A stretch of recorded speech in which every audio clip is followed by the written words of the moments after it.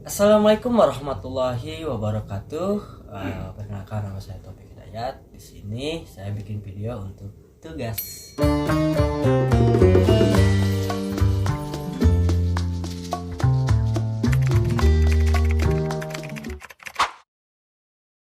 Karya sastra bukan hanya sekedar gambaran keindahan semata ataupun romansa kehidupan yang digoreskan oleh penulis atau pengarang pada karyanya.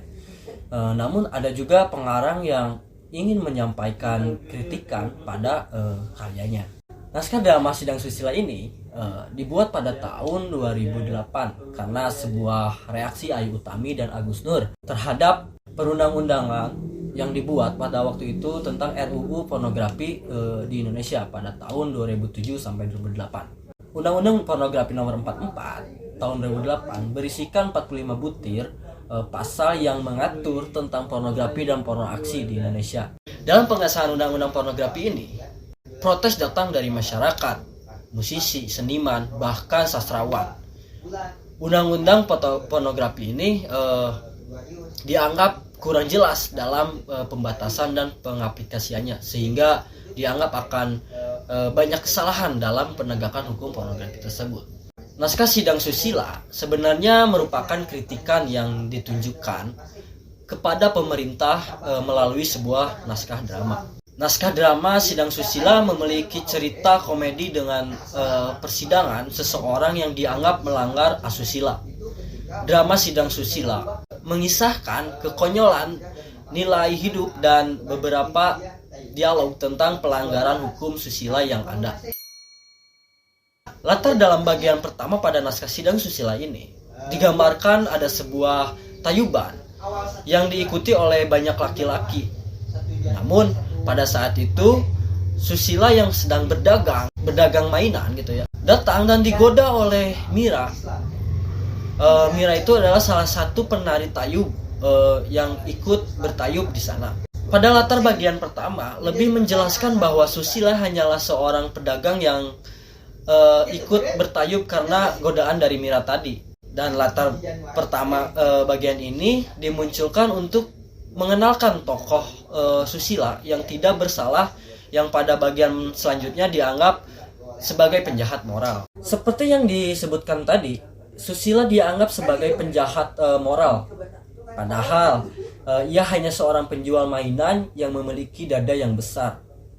Susila dijebloskan ke dalam penjara oleh polisi moral. Susila diperlakukan sangat buruk dan tak ada satupun orang yang sudi mendekatinya. Layaknya orang pesakitan yang terkena virus mematikan yang disebut virus mesum.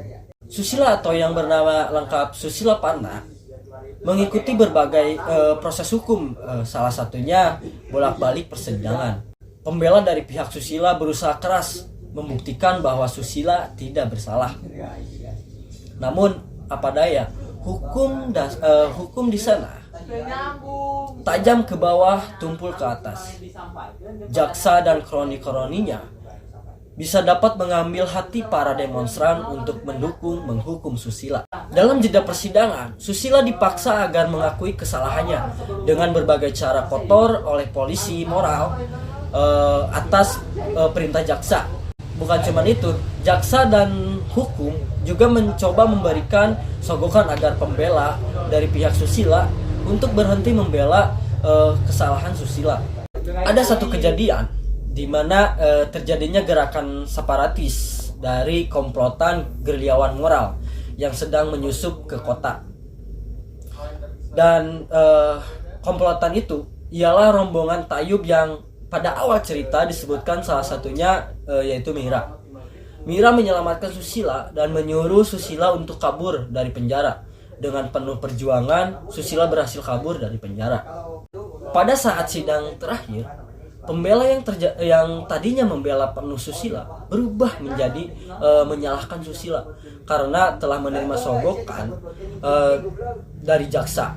Namun sidang berjalan tanpa adanya terdakwa, dan hakim memerintahkan untuk mewakili pesakitan dengan apapun yang berkaitan dengan pesakitan.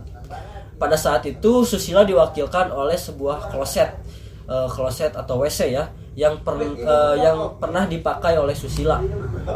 Di akhir cerita, jaksa dan pembela berlomba-lomba melontarkan kata-kata ke arah kloset itu, menuding-nuding, meludahi, bahkan mengketuti kloset itu. Keduanya seakan-akan berlomba untuk untuk mencerca kloset itu, bermacam-macam kata cercaan dan bermacam-macam tuduhan. Yang menarik dalam naskah drama ini yaitu karakter polos Susila yang penuh kejutan yang dibungkus dalam balutan komedi. Pada bagian di mana jaksa memberikan barang, yaitu barang bukti, pada saat persidangan, bukti itu adalah dagangan Susila, yaitu mainan balon yang dapat dibentuk beraneka ragam. Dan hal ini yang dipermasalahkan oleh jaksa karena dapat dijadikan fungsi pornografis katanya. Contoh, ketika balon itu ditempelkan di dada, maka akan membuat orang seakan-akan mengingatkan pada payudara gitu. Otomatis itu hanya otak-otak mesum gitu ya. Naskah ini memberikan kita pandangan kepada kita bahwa sesuatu yang sensual dan indah tidak berarti cabul. Anak-anak yang masih polos bisa melihat payudara tanpa membuatnya jadi dosa. Kitalah orang dewasa yang membuat payudara menjadi cabul, baik dengan mengeksploitasinya habis-habisan maupun dengan menutupinya habis-habisan. Masih banyak cerita yang menarik yang terkandung dalam naskah ini, terutama dalam hal sindiran kepada penegak hukum yang melanggar aturan yang telah ditetapkan. Pertanyaannya, apakah hukum diciptakan untuk dipatuhi bersama? Atau hanya untuk dipatuhi warga sipil saja? Ya, hanya segitu review dari naskah drama ini. Kurang dan lebihnya mohon dimaafkan. Wabillahi taufiq wal hidayah. Wassalamualaikum warahmatullahi wabarakatuh.